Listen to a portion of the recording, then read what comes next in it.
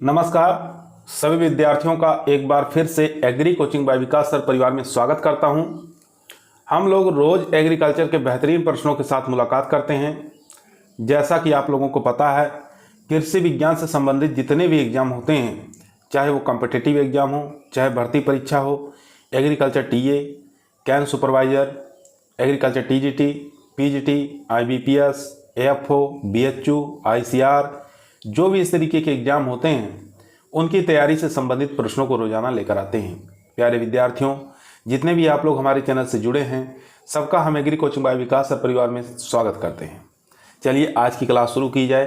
First question आपकी screen पर आ चुका है दोस्तों। क्वेश्चन कह रहा है, फल वृक्षों को लगाने की षष्ठभुजाकार विधि में वर्गाकार विधि की अपेक्षा कितने प्रतिशत अधिक पौधे लगाए जा सकते हैं। काफ़ी मोस्ट और इम्पोर्टेंट क्वेश्चन है दोस्तों। 5%, 10%, 15% या 20%। तो इसका जो राइट आंसर हो जाएगा वो हो जाएगा 15%। यहाँ पर सी ऑप्शन यहाँ पर राइट आंसर हो जाएगा दोस्तों। ये जो वर्गाकार विधि है, ये विधि सबसे सरल और सबसे ज़्यादा काम में ली जाती है। ठीक है, याद रखेंगे, एग्जाम में पूछ सकता है सबसे सरल विधि कौन सी है। तो आपको याद रखना है वर्गाकार विधि सबसे सरल होती है और सबसे ज़्यादा काम में भी इसी विधि का प्रयोग में लिया जाता है। ठीक है, और यहाँ पर षष्ठभुजाकार जो देख रहे हैं ये वाला, ये विधि ऐसी है, इसके अंदर 6 पौधे मिलकर एक षष्ठभुजाकार निर्माण करते हैं। ठीक है, और 7वां जो पौधा लगता है वो स्थायी पौधा होता है। तो ये काफ़ी इंपॉर्टेंट क्वेश्चन है दोस्तों एग्जाम की दृष्टि से। और यहाँ पर अगर पूछे एग्जाम में कि स्थायी पौधे किस विधि में सबसे ज़्यादा पौधे लगाए जाते हैं, तो किस विधि में सबसे ज़्यादा पौधे लगाए जा सकते हैं, तो आपको याद रखना है पूरक विधि। ठीक है, पूरक विधि जो है इसमें सबसे अधिक पौधे लगाए जा सकते हैं। इसी को कहते हैं क्विंसन विधि। ठीक है, क्विंसन विधि के नाम से भी इसको जाना जाता है। तो चलते हैं क्वेश्चन नंबर 2 पर। क्वेश्चन नंबर 2 दोस्तों आपकी स्क्रीन पर आ चुका है। ध्यानपूर्वक पढ़िए और इसका आंसर दीजिए। क्वेश्चन कह रहा है, खजूर की देर से पकने वाली किस्म बताना है। खजूर की देर से पकने वाली किस्म हलावी है, मेडजूल है, जाहिदी है या सामरान है। काफ़ी अच्छा इंपॉर्टेंट क्वेश्चन है दोस्तों। तो यहाँ पर जो राइट आंसर हो जाएगा वो हो जाएगा मेडजूल। मेडजूल ऐसी वैरायटी है जो खजूर की देर से पकने वाली वैरायटी है। ठीक है, हलावी की बात कर लें तो हलावी राजस्थान के अंदर और भारत के लिए उपयुक्त वैरायटी है। राजस्थान और भारत के लिए उपयुक्त वैरायटी है। और हलावी जो वैरायटी है इसको खलल अवस्था में तोड़ा जाता है। ठीक है, खलल अवस्था में इसको तोड़ा जाता है, ये आपको याद रखना है। एक वैरायटी और याद रखेंगे, चिप चेप। ठीक है, चिप चेप किसकी वैरायटी है? चिप चेप भी खजूर की ही वैरायटी है। ठीक है, काफ़ी इंपॉर्टेंट वैरायटी है। और ये क्यों फेमस है? ठीक है, चिप चेप ये पोलन के लिए, ठीक है, पोलन के लिए अच्छी वैरायटी मानी जाती है ये चिप चेप। और कुछ चीज़ें इसमें याद रखेंगे। याद आपको ये रखना है कि आपको ये इसमें खजूर के अंदर जो होता है हैंड पॉलिनेशन होता है। ठीक है, हैंड पॉलिनेशन होता है, आपको याद रखना है। पर परागण होता है। ठीक है, पर परागण होता है। एक बीज पत्री है। ठीक है, एक बीज पत्री होता है खजूर, एक लिंगी होता है। ठीक है, इसका वैज्ञानिक नाम होता है फोनिक्स डेक्टाइलिफेरा। ठीक है, क्या नाम होता है? फोनिक्स डेक्टाइलिफेरा इसका वैज्ञानिक नाम होता है। फैमिली की बात करें तो पोमी फैमिली से, यानी कि पोमी फैमिली से ये बिलोंग करता है, या एरिकेसी कह सकते हैं। ठीक है, चलते हैं क्वेश्चन नंबर 3 पर। क्वेश्चन नंबर 3 आपके स्क्रीन पर आ चुका है दोस्तों। फूल गोभी में भूरी गलन व्याधि किस तत्व की कमी के कारण होता है? कैल्शियम की कमी, मैग्नीज, बोरान या सल्फर। काफ़ी अच्छा इंपॉर्टेंट क्वेश्चन है दोस्तों। तो यहाँ पर जो राइट आंसर हो जाएगा बोरान तत्व की कमी के कारण। सी ऑप्शन यहाँ पर राइट आंसर हो जाएगा दोस्तों।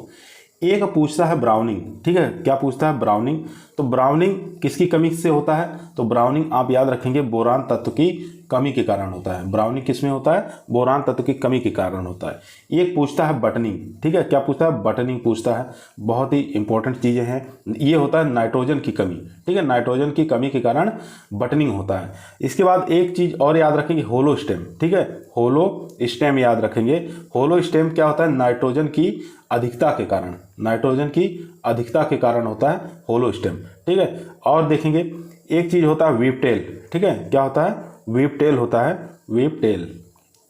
वीव टेल में क्या होता है, MO यानी कि मोलिब्डेनम की कमी के कारण, ठीक है, मोलिब्डेनम की कमी के कारण वीव टेल हो जाता है। एक वर्ड आता है इसमें स्कूपिंग, ठीक है, स्कूपिंग पूछता है किससे संबंधित है, तो स्कूपिंग आप याद रखेंगे, स्कूपिंग जो है ये इसमें पात गोभी में प्रयोग किया जाता है बीजों उत्पादन के लिए, ठीक है, बीजों उत्पादन के लिए स्कूपिंग का प्रयोग करते हैं। इसमें कड़ का बीच वाला जो भाग होता है उसको हटा दिया जाता है, ठीक है, उसी को कहा जाता है स्कूपिंग। तो यहाँ पर दोस्तों जो राइट आंसर था हमारा सी ऑप्शन राइट आंसर था। चलते हैं क्वेश्चन नंबर 4 पर। क्वेश्चन नंबर दोस्तों 4 आपकी स्क्रीन पर आ चुका है। दोस्तों यदि आप लोगों को वीडियो पसंद आ रही है तो लाइक करिए, शेयर करिए, और चैनल पे नए आए हैं तो सब्सक्राइब करना ना भूलिए। क्वेश्चन नंबर 4 कह रहा है नेशनल हॉर्टिकल्चर बोर्ड का मुख्यालय कहाँ स्थित है। करनाल में है, रेवाड़ी में है, गुरुग्राम में है, हिसार में है। तो इसका जो राइट आंसर हो जाएगा NEHB का ये होगा गुरुग्राम, यानी कि सी ऑप्शन यहाँ पर राइट आंसर हो जाएगा, ठीक है, सी ऑप्शन राइट आंसर हो जाएगा। गुरुग्राम हरियाणा के अंदर स्थित है। इसकी स्थापना कब हुई थी, 1984 में इसकी स्थापना हुई थी। चलिए और भी चीज़ें देख लेते हैं। करनाल की बात करेंगे तो करनाल के अंदर CSSRI, ठीक है, सॉयल वाला है, तो ये यहाँ पर करनाल में स्थित है। उसके बाद NDRI ये भी करनाल में स्थित है। उसके बाद करनाल में और भी अनुसंधान है जैसे NBAGR, ठीक है, ये भी करनाल में स्थित है। उसके बाद करनाल में एक है CRIWB बारले और बीट अनुसंधान केंद्र, ये भी कहाँ पर है, करनाल में, ठीक है, ये सब चीज़ें करनाल में स्थित है। इसके अलावा देखेंगे यहाँ पर गुरुग्राम में तो नेशनल हॉर्टिकल्चर बोर्ड का मुख्यालय हो गया। ये क्या काम करता है, हॉर्टिकल्चर के डाटा को इकट्ठा करता है, ठीक है, हॉर्टिकल्चर के जितने भी डाटा होते हैं उसको इकट्ठा करता है ये, ठीक है। हिसार की बात करेंगे तो हिसार में 2 अनुसंधान केंद्र है। एक याद रखेंगे भैंस अनुसंधान केंद्र, ठीक है, भैंस अनुसंधान केंद्र। दूसरा आप याद रखेंगे यहाँ पर आसु यानी कि घोड़ा अनुसंधान केंद्र, ठीक है, ये दोनों ही हिसार के अंदर स्थित है जो कि हरियाणा में स्थित है। तो यहाँ पर हमारा सी ऑप्शन राइट आंसर हो जाएगा। दोस्तों चलते हैं क्वेश्चन नंबर 5 पर। क्वेश्चन नंबर देखेंगे 5 नंबर क्वेश्चन स्क्रीन पर आ चुका है। जैविक मृदा में जैविक पदार्थों की मात्रा होती है 20% से अधिक, 10 से 20%, 5 से 10% या 5% से कम। तो यहाँ पर जो राइट आंसर हो जाएगा दोस्तों ये ए ऑप्शन राइट आंसर हो जाएगा, 20% से अधिक होता है, ठीक है। यहाँ पर जैविक पदार्थों की मात्रा पूछा था, तो जैविक पदार्थ यानी कि कार्बनिक पदार्थ की मात्रा 20% से अधिक होती है। अगर यही खनिज की बात करता तो खनिज मृदा के अंदर 20% से कम मात्रा पाई जाती है, ठीक है, 20% से कम मात्रा ऑर्गेनिक मटेरियल की पाई जाती है। तो यहाँ पर जो जैविक है यहाँ पर ह्यूमस की अधिकता होगी, ठीक है, इसमें क्या होती है, ह्यूमस की अधिकता होती है। ह्यूमस जो होता है वो अम्लीय प्रकृति का होता है, ठीक है, और सबसे ज़्यादा ह्यूमस जो है किस संस्तर में पाया जाता है, तो ओ जो संस्तर है इसके अंदर ह्यूमस की मात्रा अधिक पाई जाती है, ओ संस्तर के अंदर, ठीक है। ह्यूमस जो होते हैं किस प्रकार की प्रकृति के, आर्द्र क्षेत्रों में ह्यूमस की मात्रा अधिक पाई जाती है। जो आर्द्र वाले क्षेत्र होते हैं उसमें ह्यूमस की मात्रा अधिक पाई जाती है, ठीक है, ये चीज़ें आपको याद रखना है। तो यहाँ पर जो राइट आंसर हो जाएगा दोस्तों वो हो जाएगा ए ऑप्शन। चलते हैं क्वेश्चन नंबर 6 पर। क्वेश्चन नंबर 6 दोस्तों आपकी स्क्रीन पर आ चुका है। क्वेश्चन कह रहा है कम क्षेत्रफल में चावल की नर्सरी तैयार करने के लिए उपयुक्त विधि कौन सी है, डेपोग विधि, शुष्क क्यारी विधि, गीली क्यारी विधि या SRI विधि। तो इंपॉर्टेंट क्वेश्चन है दोस्तों, तो इसका राइट आंसर हो जाएगा यहाँ पर डेपोग विधि, ठीक है, डेपोग विधि यहाँ पर राइट आंसर हो जाएगा।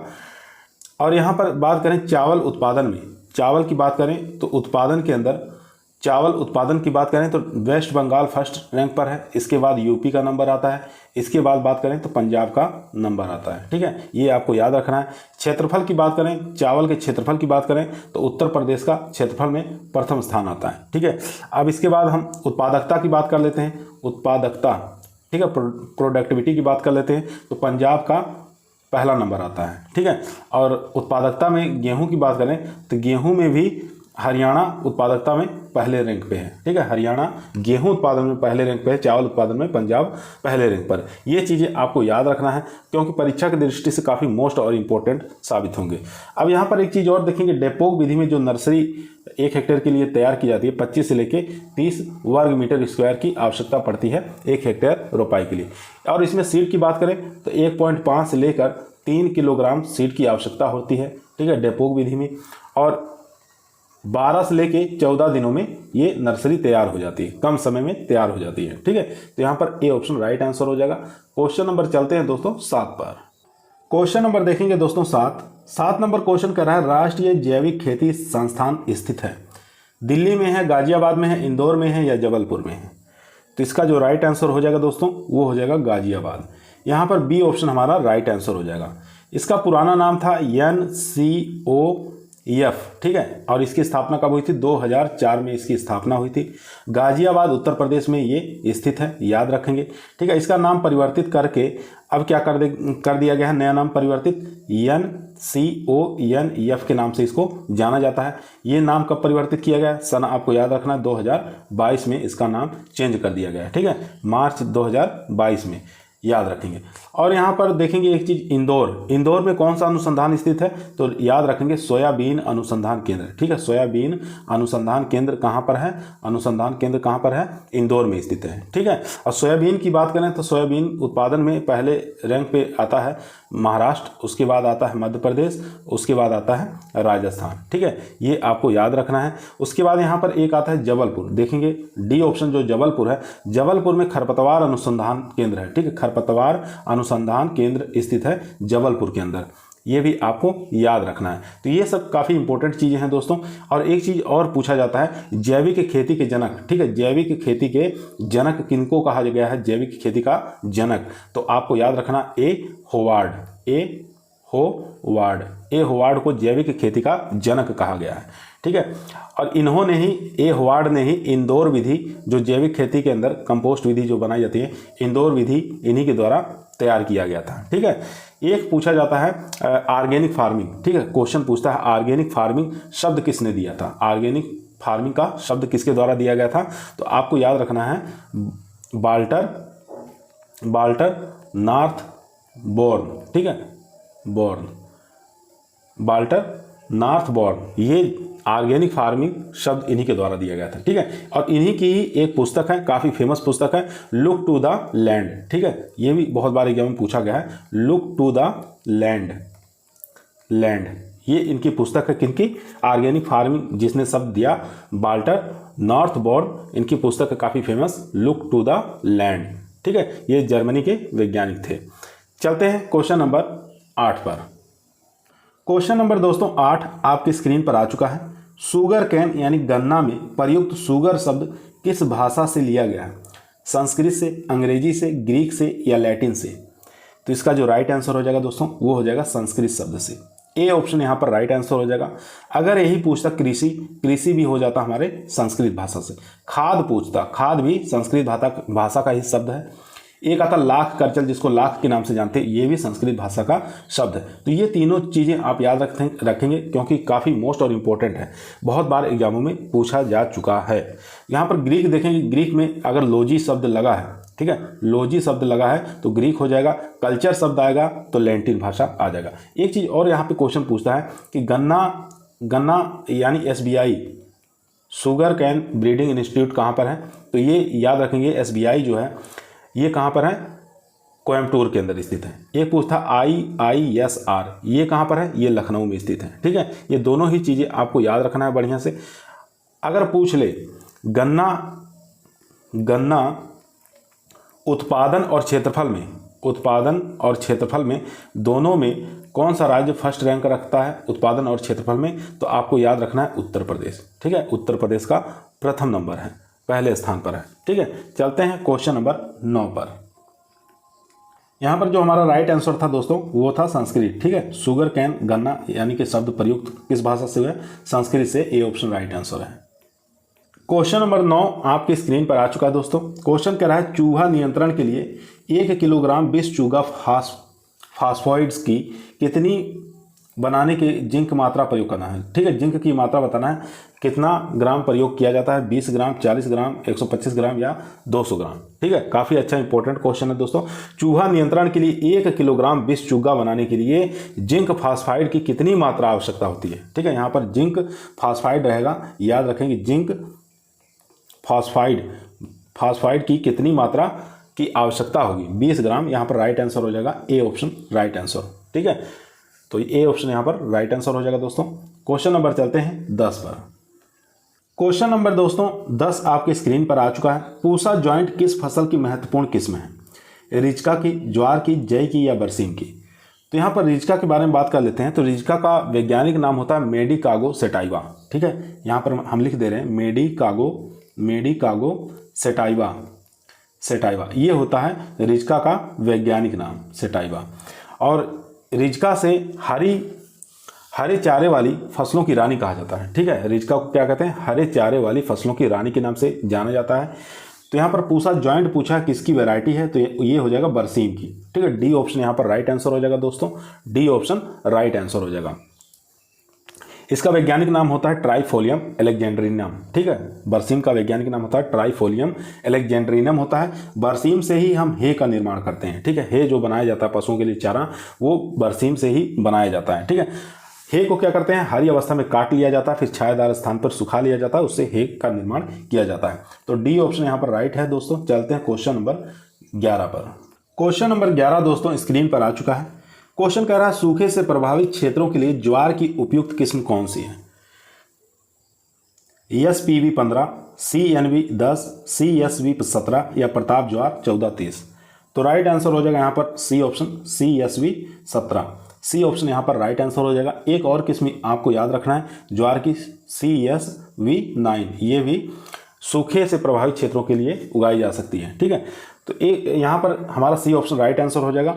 और उसके बाद देखेंगे ज्वार का जो वैज्ञानिक नाम होता है उसको आपको याद रखना है, सोरघम बाइकलर। ठीक है, ज्वार का वैज्ञानिक नाम सोरघम बाइकलर होता है। किस फैमिली से बिलोंग करता है? तो ग्रेमिनी फैमिली से बिलोंग करता है। ठीक है, ग्रेमिनी फैमिली से बिलोंग करता है। इसका उत्पत्ति स्थान आपको याद रखना है अफ्रीका। ठीक है, दक्षिणी अफ्रीका ज्वार का उत्पत्ति स्थान माना गया है। ज्वार के अंदर एक पदार्थ पाया जाता है जिसको हम HCN के नाम से जानते हैं। ठीक है, HCN की निर्माण कहाँ होता है? HCN पूछता है निर्माण कहाँ होता है, तो निर्माण इसका रूट में होता है। ठीक है, HCN का निर्माण रूट में होता है। स्टोरेज की बात करें तो HCN स्टोरेज कहाँ करता है? तो स्टोरेज की बात करेंगे तो आपको लीफ याद रखना है, लीफ में स्टोरेज होता है। ठीक है, तो ये काफ़ी अच्छा इंपॉर्टेंट क्वेश्चन है दोस्तों।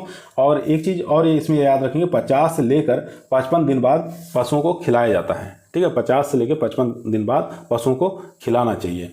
तो यहाँ पर जो राइट आंसर था दोस्तों वो था सी ऑप्शन। चलते हैं क्वेश्चन नंबर 12 पर। क्वेश्चन नंबर दोस्तों 13 आपके स्क्रीन पर आ चुका है। वर्ष 2021-22 इसको कर लीजिएगा, 21-22 में। ठीक है, 2021-22 के अनुसार दलहन उत्पादन में राजस्थान का भारत में स्थान पूछ रहा है। ठीक है, वर्ष 2021-22 के अनुसार दलहन उत्पादन में राजस्थान का स्थान पूछ रहा है। चौथा स्थान है, दूसरा स्थान है, तीसरा स्थान है या पांचवा स्थान है?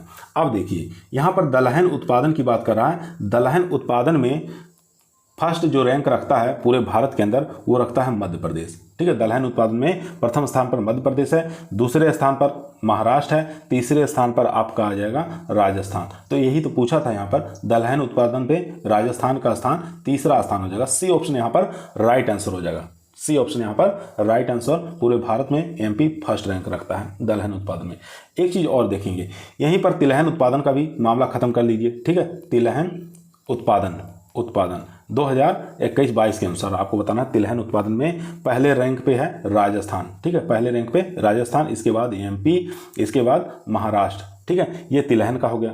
अब चलिए चलते हैं अनाज का देख लेते हैं। अनाज का 2021-22 के अनुसार फर्स्ट रैंक पे कौन है? अनाज में आपको याद रखना है अनाज। ठीक है, पहले रैंक पे है उत्तर प्रदेश, दूसरे रैंक पर है मध्य प्रदेश। ठीक है, ये तो हो गया अनाज उत्पादन में। एक चीज़ और देखेंगे, राजस्थान जो है मूंग उत्पादन में फर्स्ट रैंक रखता है। पूरे भारत में सबसे ज़्यादा मूंग उत्पादन राजस्थान में होते हैं, इसलिए फर्स्ट रैंक पर मूंग उत्पादन में और मोट उत्पादन में भी फर्स्ट रैंक पे है, याद रखेंगे। चलते हैं क्वेश्चन नंबर 14 पर। यहाँ पर सी ऑप्शन राइट था। क्वेश्चन नंबर दोस्तों 14, सामान्यतः माइक्रो जल ग्रहण का क्षेत्रफल होता है, आपको बताना है 50,000 से लेकर 2 लाख हेक्टेयर, 10,000 से 50,000, 1,000 से 10,000 या 100 से 1,000 हेक्टेयर। काफ़ी मोस्ट और इम्पोर्टेंट क्वेश्चन है दोस्तों। तो यहाँ पर राइट आंसर हो जाएगा हमारा डी ऑप्शन। ठीक है, यहाँ पर 100 से 1,000 हेक्टेयर।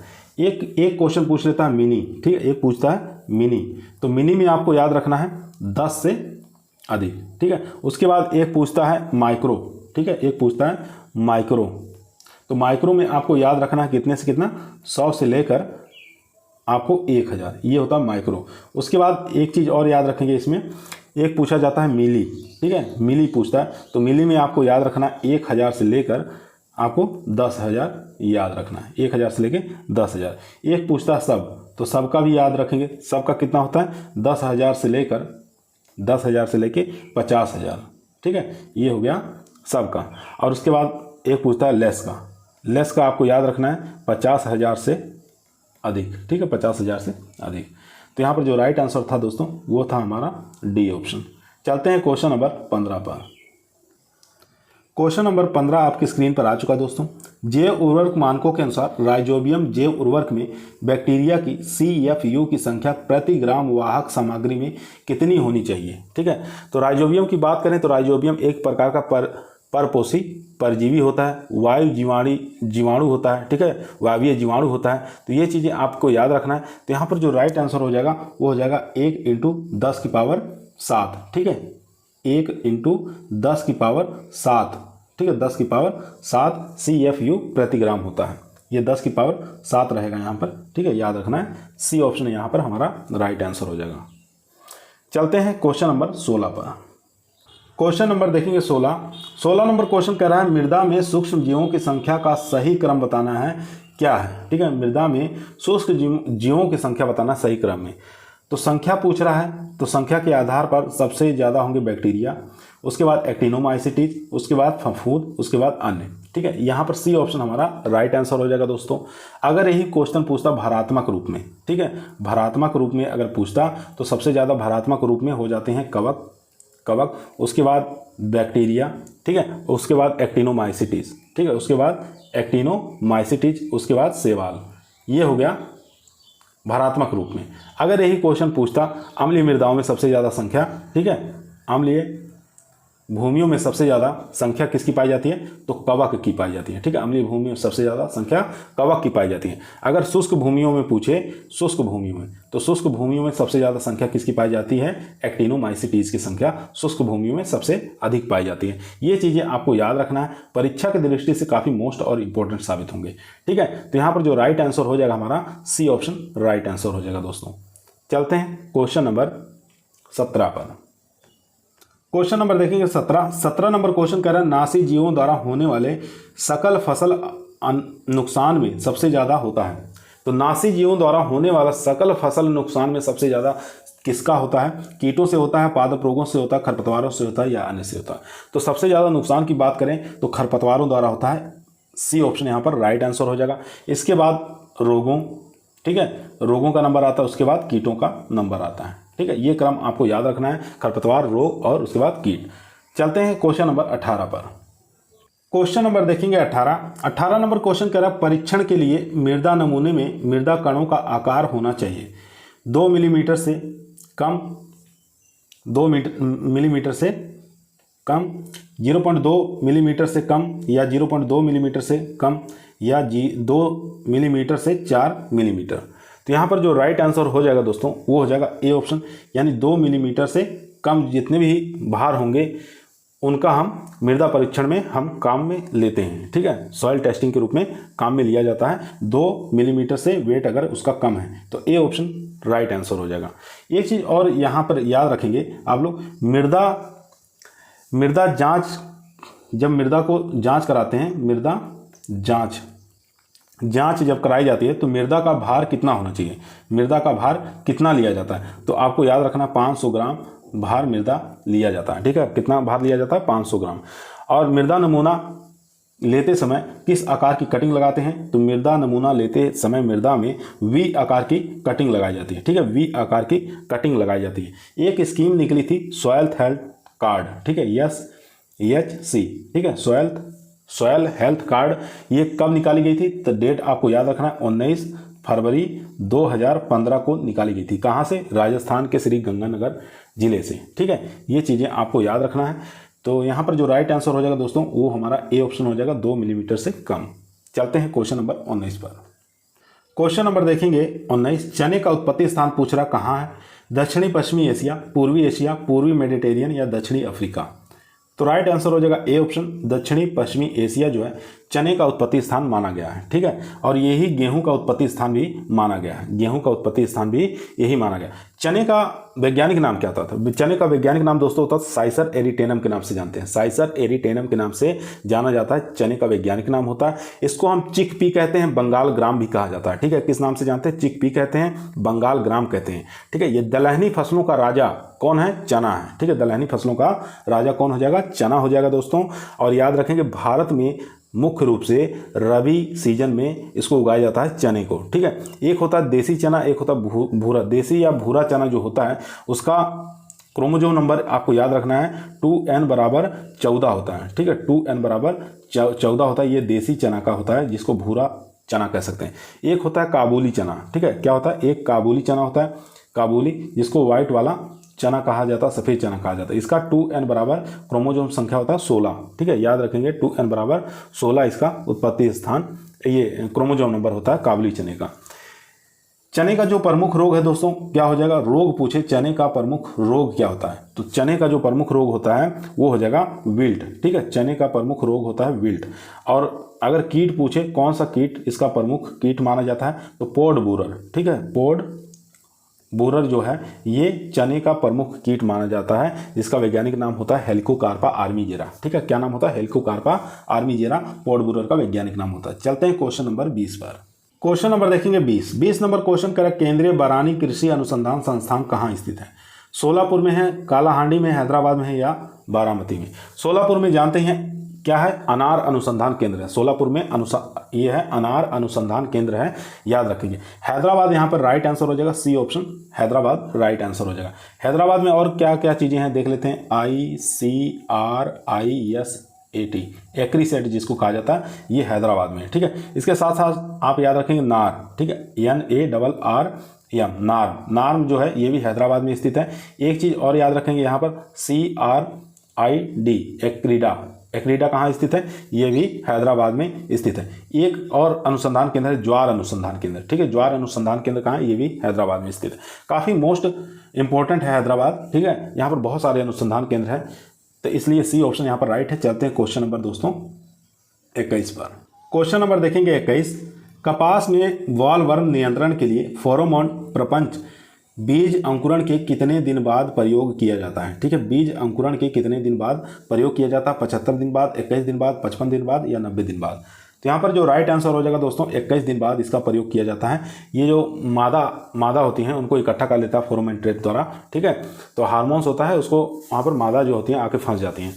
एक देखिए इसमें पूछता है जिनिंग। ठीक है, कपास में पूछता है जिनिंग परसेंटेज, तो 33% आप याद रखेंगे जिनिंग प्रतिशत। कपास में लिटिल लीफ होता है। ठीक है, कपास में क्या होता है? लिटिल लीफ होता है, लिटिल लीफ रोग होता है। लिटिल लीफ बहुत बार एग्जामों में पूछता है, किसकी कमी के कारण होता है? तो आप याद रखेंगे ZN की कमी के कारण होता है। ठीक है, ZN की कमी के कारण होता है लिटिल लीफ। एक एग्जामों में पूछा जाता है कपास उत्पादन में प्रथम स्थान पर कौन सा है? कपास उत्पादन में उत्पादन की बात करें, कौन सा राज्य प्रथम स्थान पर बना हुआ है? तो महाराष्ट्र आप याद रखेंगे फर्स्ट रैंक, दूसरे नंबर पर गुजरात का नंबर आता है। ठीक है, तो ये सब चीज़ें काफ़ी मोस्ट इंपॉर्टेंट हैं। ठीक है, बहुत बार एग्जामों में आ चुका है।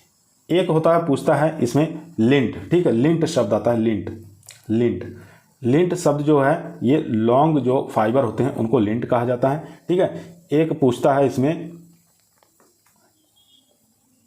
एक और पूछता है इसमें फज पूछता है। क्या पूछता है? फज पूछा जाता है। फज क्या होता है? स्मॉल जो फाइबर होते हैं, स्मॉल जो फाइबर होते हैं उसको फज कहा जाता है। लॉन्ग जो फाइबर होते हैं उसको लिंट के नाम से जाना जाता है। तो लिंट और फज दोनों ही सब कपास से रिलेटिव हैं। ठीक है, याद रखेंगे। चलते हैं क्वेश्चन नंबर 22 पर। क्वेश्चन नंबर दोस्तों 22 आपकी स्क्रीन पर आ चुका है। क्वेश्चन कर रहा है मृदा में, ठीक है, मृदा में कोशिकीय जल किस वायु दाब पर होता है? ठीक है, आपको बताना है कोशिकीय जल किस वायु दाब पर होता है मृदा में। 0.33 से 1 एटमॉस्फेयर, 1 से लेकर 10 एटमॉस्फेयर, 0.33 से लेकर 31 एटमॉस्फेयर या 15 से लेकर 31 एटमॉस्फेयर। तो यहाँ पर जो राइट आंसर हो जाएगा दोस्तों सी ऑप्शन यहाँ पर राइट आंसर हो जाएगा। 0.33 से लेकर 31 एटमॉस्फेयर, सी ऑप्शन यहाँ पर राइट आंसर हो जाएगा। इसके बाद चलिए और भी देख लेते हैं इससे रिलेटिव काफ़ी इंपॉर्टेंट चीज़ें। अगर यहाँ पर पूछता आर्द्रता ग्राही जल, ठीक है, क्या पूछता? आर्द्रता ग्राही जल, आर्द्रताग्राही जल, इसका कितना होता है 31 से लेकर 10,000, ठीक है, 31 से लेकर 10,000 एटीएम होता है, ठीक है, एटमॉस्फेयर होता है एटीएम, याद रखेंगे 31 से लेकर 10,000 ये होता है आर्द्रताग्राही का, ठीक है, वायुदाब होता है। उसके बाद एक पूछता है एग्जामों में केशीय जल, ठीक है, केशीय जल जिसको हम प्राप्य जल भी कहते हैं, ठीक है, प्राप्य जल भी कहा जाता है। तो इसका कितना होता है केशीय जल का, तो इसका हो जाएगा 1/3 से लेकर 31 एटीएम, ठीक है, 31 एटीएम, या कह सकते हैं इसको 0.33 से लेकर 31 एटीएम, ठीक है, एटीएम, ये होता है केशीय जल। तो यहाँ पर केशीय जल ही पूछा था, तो हमारा सी ऑप्शन राइट हो गया था यहाँ पर। उसके बाद एक चीज़ और देखेंगे, केशीय जल के अंदर ही 2 प्रकार के जल पाए जाते हैं, एक होता है प्राप्य जल, ठीक है, एक होता है प्राप्य जल। प्राप्य जल जो होता है ये 1/3 से लेकर 15 एटीएम होता है, ठीक है, एटीएम होता है, ये होता है प्राप्य जल। एक होता है अप्राप्य जल, एक होता है अप्राप्य जल। अप्राप्य जो जल होता है ये होता है 15 से लेकर 31 एटीएम, ठीक है, अप्राप्य जल। इसके बाद बात करते हैं, एक पूछता है गुरुत्वीय जल, ठीक है, गुरुत्वीय जल पूछता है, गुरुत्वीय जल, इसका होता है 1/3 एटीएम से कम, ठीक है, 1/3 एटीएम से कम किसका होता है, गुरुत्वीय जल का होता है। एक पूछता है एग्जामों में कि क्षेत्र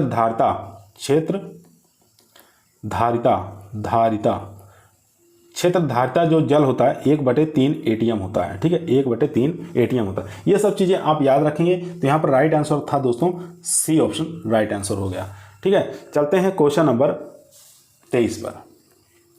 क्वेश्चन नंबर देखेंगे 23, आज का ये लास्ट क्वेश्चन रहेगा दोस्तों, क्योंकि वीडियो काफ़ी बड़ी बन जा रही है, अपलोड करने में दिक्कतें होती हैं।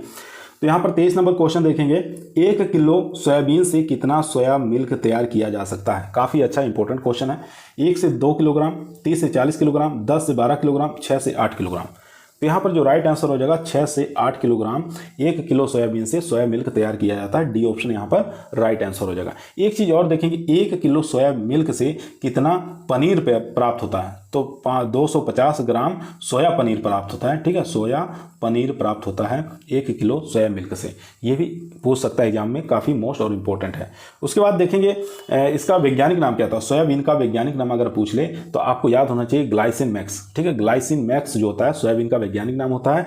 इसको कहते हैं गरीबों का मांस, ठीक है, गरीबों का मांस किसको कहते हैं, सोयाबीन को कहा जाता है, ठीक है, वेजिटेबल मीट कहा जाता है सोयाबीन को, ठीक है। और एक चीज़ और इसमें याद रखेंगे कि इसमें कौन कौन से कीट लगते हैं। कीट जो लगता है वो लगता है सेमी लूपर, ठीक है, सेमी लूपर जो है ये सोयाबीन का प्रमुख कीट माना जाता है। एक लगता है कैटरपिलर, ठीक है, कैटरपिलर और सेमी लूपर, ये दोनों ही कीट आपको याद रखना है दोस्तों। आज की वीडियो यहीं समाप्त हुई। आप लोगों को कैसा लगा कमेंट के अंदर बताइएगा। अच्छा लगा हो तो लाइक करिए, शेयर करिए, दोस्तों में सब्सक्राइबर करवाइए, ठीक है। कल फिर मुलाकात करते हैं एक नई वीडियो के साथ, तब तक सभी लोगों को धन्यवाद।